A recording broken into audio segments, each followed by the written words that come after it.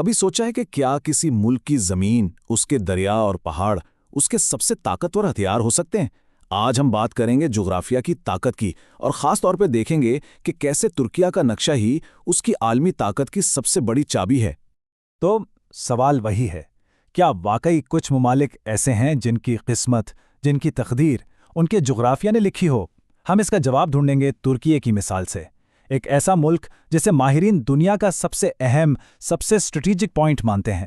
چلیے دیکھتے ہیں کہ آخر ایسا کیوں ہے۔ اچھا، تو ترکیہ کی طاقت کا جو پہلا اور سب سے بڑا راز ہے نا، وہ ہے اس کی لوکیشن۔ یہ صرف ایک ملک نہیں ہے، یہ تو دو براعظموں کا سنگم ہے، ایک ایسی جگہ جو اسے تاریخ میں بھی اور آج کی دنیا میں بھی ایک بہت ہی خاص مقام دیتی ہے۔ ذرا سوچیں، ترکیہ دنیا کا وہ واحد ملک ہے جس کا ایک پاؤں یورپ میں ہے تو دوسرا ایشیا میں۔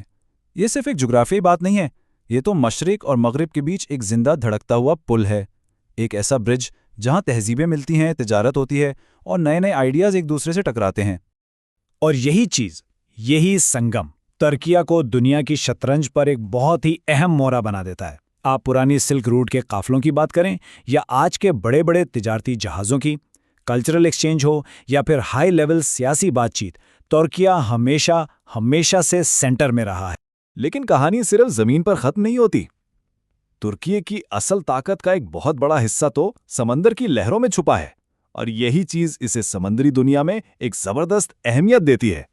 یہ نمبر 2، یہ ترکیہ کی سمندری طاقت کا مرکز ہے۔ یہ صرف ایک ہنسا نہیں، بلکہ یہ دنیا کی دو سب سے اہم، سب سے اسٹریٹجک آبی گزرگاہوں کی نشانی ہے، اور ان کی چابیاں کس کے ہاتھ میں ہیں؟ ترکیہ کے۔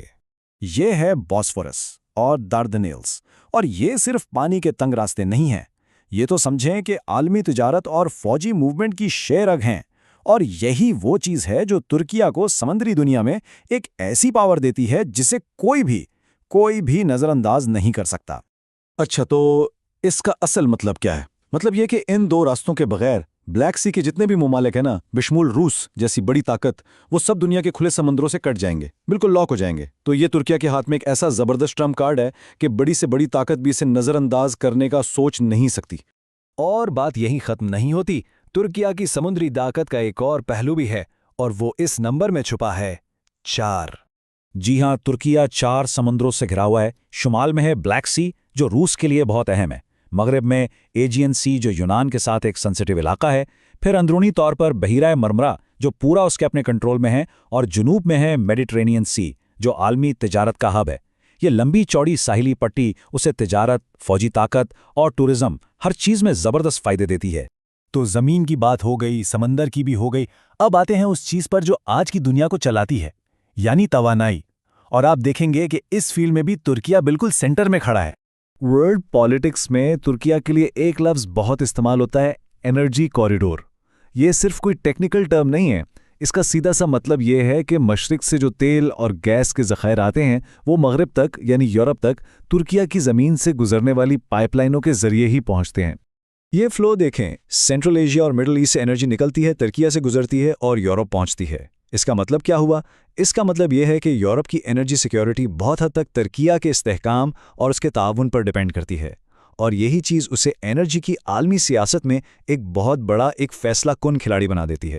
اچھا، کسی بھی ملک کو طاقتور بننے کے لیے صرف تجارت اور سیاست ہی کافی نہیں ہوتی، اس کا دفاع بھی مضبوط ہونا چاہیے۔ تو سوال یہ ہے کہ کیا ترکیہ کا جغرافیہ اسے ایک قدرتی قلعہ، ایک نیچرل فورٹریس بھی بناتا ہے؟ بالکل، قدرت نے ترکیہ کو خود دفاعی دیواریں دی ہیں۔ اس کے مشرق اور شمال میں اونچے پہاڑ ہیں جو کسی بھی زمینی حملے کو بہت مشکل بنا دیتے ہیں۔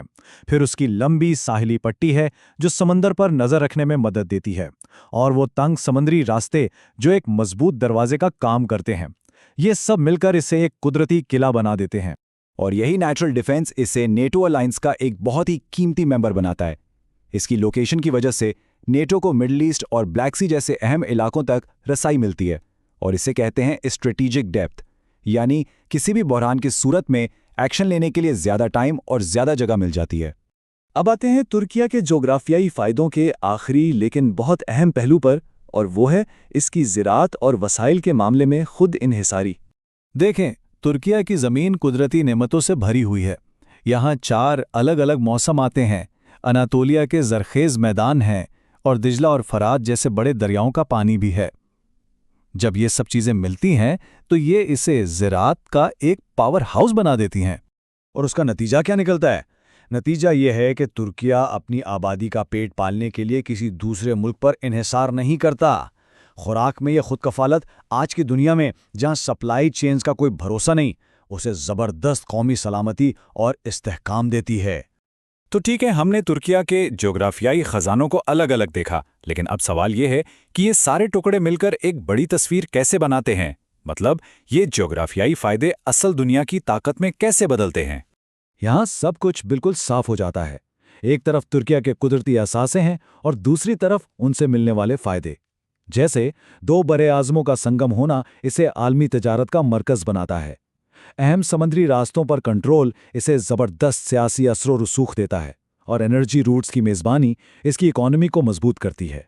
यानी हर जोग्राफियाई खूबी सीधा सीधा एक स्ट्रेटेजिक ताकत में बदल जाती है। तो आखिर में हम क्या कह सकते हैं? यही कि तुर्किया के लिए ज्योग्राफिया सिर्फ नक्शे पर कुछ लकीरें नहीं है, बल्कि ये उसकी तकदीर है। ये उसे सिर्फ एक मुल्क नहीं बल्कि एक ऐसी स्ट्रैटेजिक पावर बनाता है जिसका किरदार तारीख ने लिखा, हाल जिसकी गवाही दे रहा है और आने वाला कल भी इसी से बनेगा।